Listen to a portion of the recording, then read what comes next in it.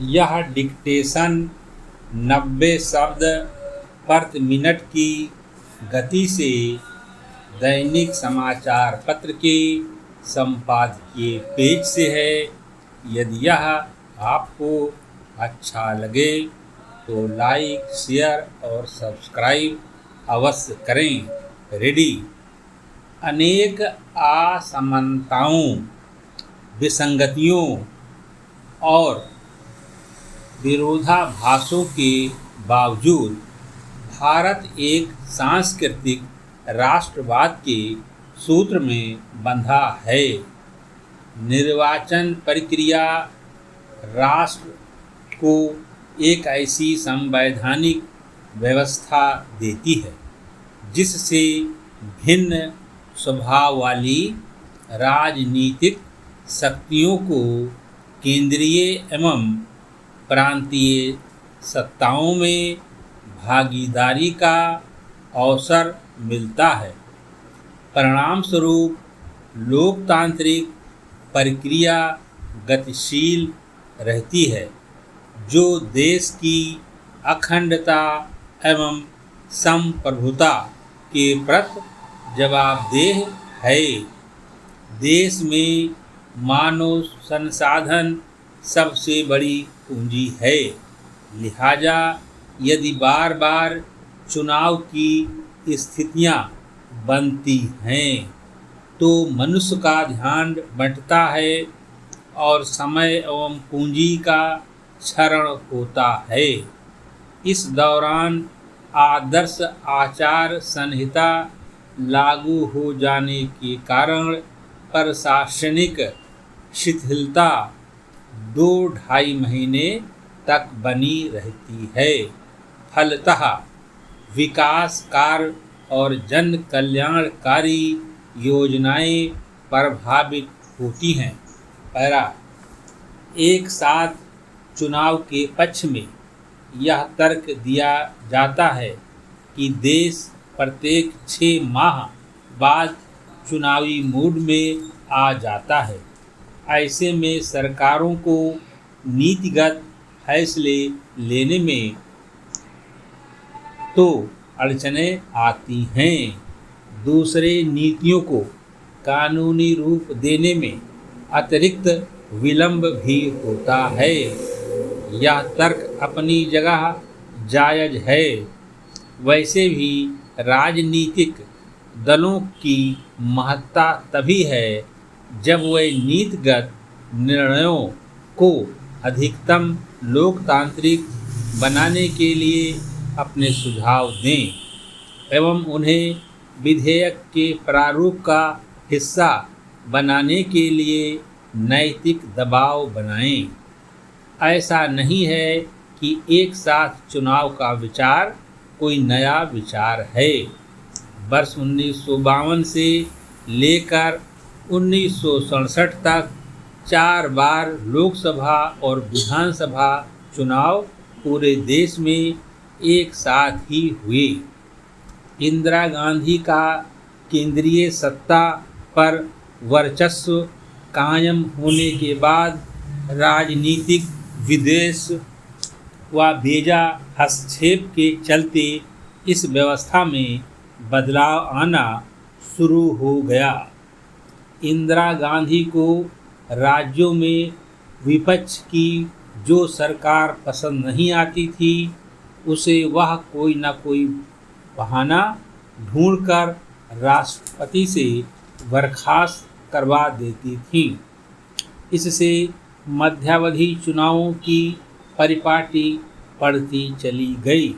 Para चूँकि संविधान में लोकसभा और विधानसभा चुनाव कराने का उल्लेख तो है, लेकिन दोनों चुनाव एक साथ कराने का हवाला नहीं है। संविधान में इन चुनावों का निश्चित जीवन काल भी नहीं है। वैसे यह डिक्टेशन 90 शब्द प्रति मिनट की गति से निबंधमाला पुस्तिका से लिया गया है। यदि यह आपको अच्छा लगे तो लाइक, शेयर और सब्सक्राइब अवश्य करें। रेडी। विजय प्रतिदिन दफ्तर जाता, वह किसी से बहुत कम बोलता। उसकी इस नीरसता पर प्रायः दफ्तर के अन्य कर्मचारी उससे व्यंग करते। उसका पीला चेहरा और धंसी हुई आँखें लोगों को विनोद करने के लिए उत्साहित करती थी, लेकिन वह चुपचाप ऐसी बातों को अनसुनी कर जाता, कभी उत्तर ना देता।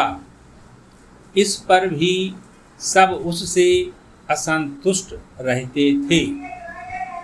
विजय के जीवन में आज एक अनहोनी घटना हुई। वह कुछ समझ ना सका। मार्ग में उसके पैर आगे ना बढ़ते। उसकी आँखों के सामने चिंगारियाँ झिलमिलाने लगीं। मुझसे क्या अपराध हुआ? कई बार उसने मन ही में प्रश्न किए। घर से दफ्तर जाते समय बिल्ली ने रास्ता काटा। आगे चलकर खाली घड़ा दिखाई पड़ा था। इसीलिए तो अब अपशकुनों ने मिलकर आज उसके भाग्य का फैसला कर दिया था। साहब बड़ा अत्याचारी है। क्या गरीबों का पेट काटने के लिए ही पूंजीपतियों का आविष्कार हुआ है? वह कौन सा दिन होगा जब रुपयों का अस्तित्व संसार से मिट जाएगा?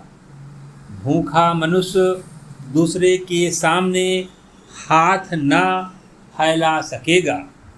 यह सोचते हुए विजय का माथा घूमने लगा।